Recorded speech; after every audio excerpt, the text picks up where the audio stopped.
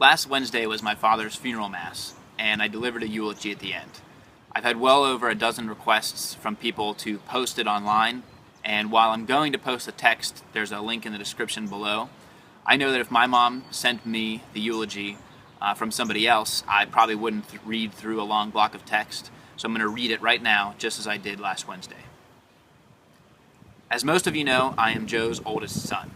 I was not always around at Steeler games or at his bowling league, but I know that he talked about my siblings and I all the time. Over the last week, I have deeply thought about how to sum up the 47 years of my dad's life and the 23 years I knew him into this one speech. The fact is that my dad was so full of life that will never be possible. Instead, I want to offer 3 vignettes of thought that I have focused my attention on coming away from this experience. But first, every guide on how to give a speech says to open big, namely with a joke. I want to start out with one of my dad's favorites from a comedian, John Pignette, and I apologize preemptively for its racial insensitivity. He would always say, "Oh, you, big boy, you sit at my buffet for 4 hours. You need to leave. You're going to eat all my food." The first vignette I would like to offer is life and love. I'm convinced now more than ever that the reason my dad couldn't lose weight is that it was all heart. One of the best parts about these last few days is that I've come to realize that I have always had an amazing support structure around me. In a way, he has helped forge that all of his life. His kindness to others led people want to help him and his family every day. I never thought I would say this, but I will miss the public displays of affection between my mom and dad. The grab-assing as she walked through any room, or the Eskimo kisses as they were sitting at a bar. There is no truer love that I have ever witnessed than that between my mother and father. Pure, unadulterated love and happiness. Kim and Joe set an example not only for myself and my siblings, but for other couples they came in contact with as well. As high school sweethearts, their love blossomed and never shuddered in the slightest. He had a habit of lifting the spirits of those around him, and together their love was infectious. Joe truly had 3 modes: partying, anger, and sleep. As Dallas Green once sang, "They say a man's best party only happens when he dies," but my dad proved him wrong. He always had a cocktail in his hand, whether he was at a concert sending videos to his friends, at a Steelers tailgate, grilling wings or pizza late into the night, all-night dart sessions with my mom and Ashley, or directing a choir of friends on the back porch as he picked songs from his phone and made sure that you get the lyrics just right or he would start over. My dad was a partier, notorious for laughing until he cried, and then he would suddenly say, "That's it, I'm shutting down, it's time for bed." In speaking to Justin about our father, he will miss his anger. There was always love and purpose behind his shouting, and if he realized he was wrong to be yelling, he would immediately change his tone and say, oh, okay. Looking back on all of the years of my bad behavior and his shouting about it, there is no doubt that he is the reason I'm standing in front of you today, the man that I am. He has always been my North Star, and he will continue to shine brighter than ever, and I will always have his example of love and discipline as I enter fatherhood myself. To put his time into a percentage, I would say that it was 60% partying, 10% anger, and the rest was sleep. No family function was safe from a sleeping Joe on any open couch, recliner, or beach chair.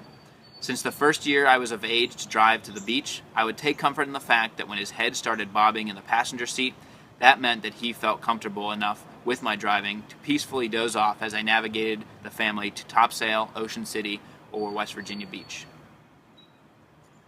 There are enough stories to fill a book, and the romance between my parents could make for one of the best chick flicks of the year.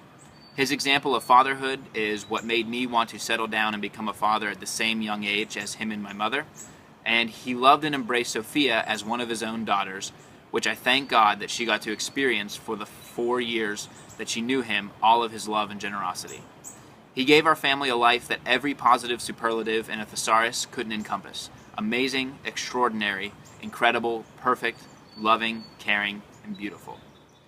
The second vignette I call 12 months and 24 hours. In the last 12 months, he was proudly part of many life events.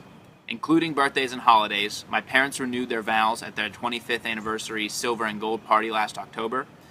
They spent 10 days in Punta Cana to celebrate the landmark. They saw Justin get his license, and they watched me dance with my mother at my wedding, and he was also part of the Secret Baby Club when on New Year's, Sophia and I revealed to them that they would be grandparents come this August. He cheered for Ashley as she received her college degree this May, and he made snarky remarks under his breath while the commencement speaker at Alyssa's high school graduation mentioned Caitlyn Jenner this June.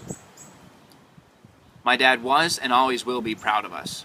He will watch over Uncle Tom as he continues to run Shanahan Transportation, which my dad poured every ounce of himself into.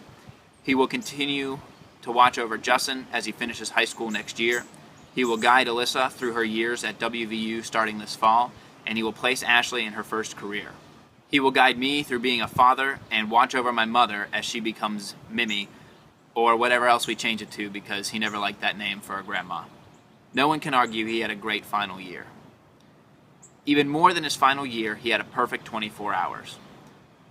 He spent the whole week at Ocean City with his family, and he talked all week about how excited he was for the air show that was on Friday.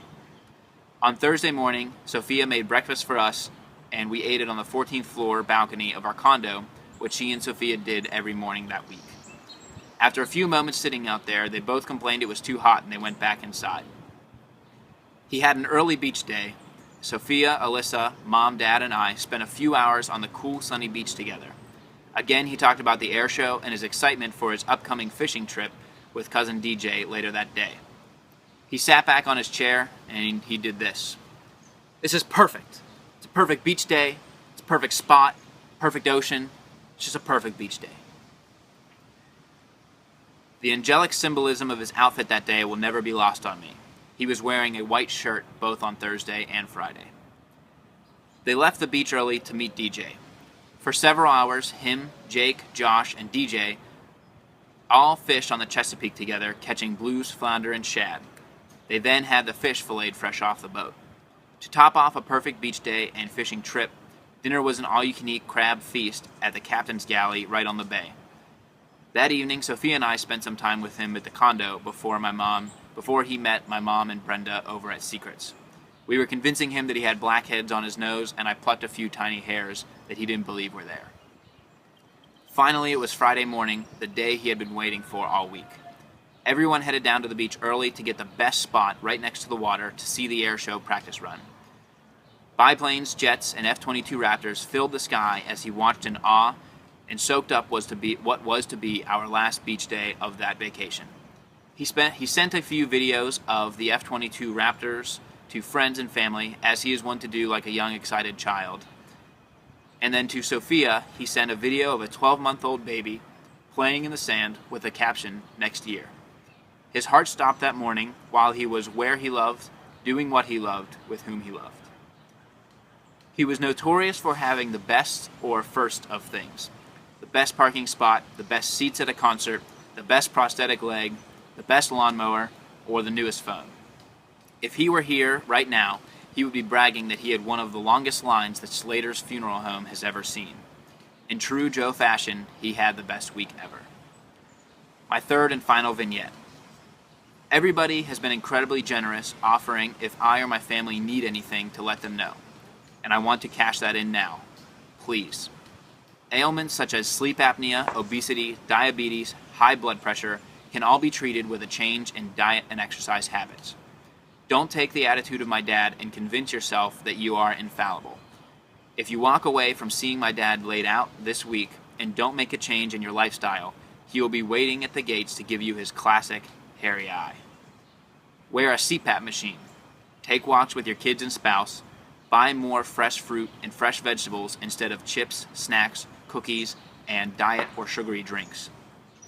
My dad got to a point where it was a challenge to get into good habits, which caused a vicious cycle of being worn out by all of the medication and doctor's visits and a lack of motivation. But it's all preventable for you. Start this weekend. Don't delay.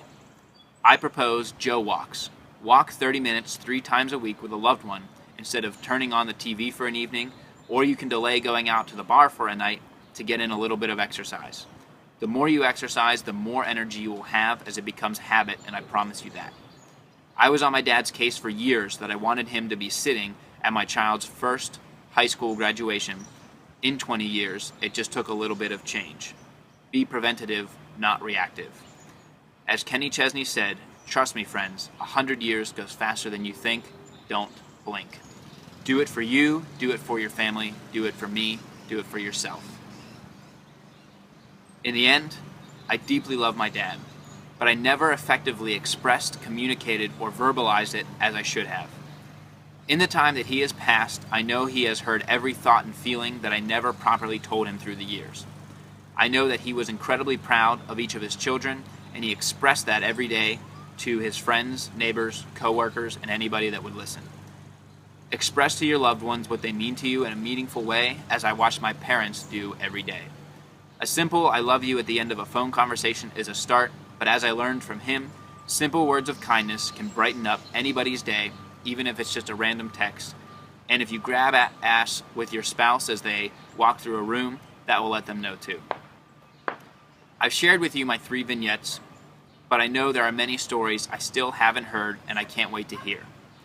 Please take with you from this experience Joe walks and the 3 things that I learned about being a father from him the past 23 years that I will use as principles for my new family. Be goofy, be strict, but most of all, be loving. Thank you.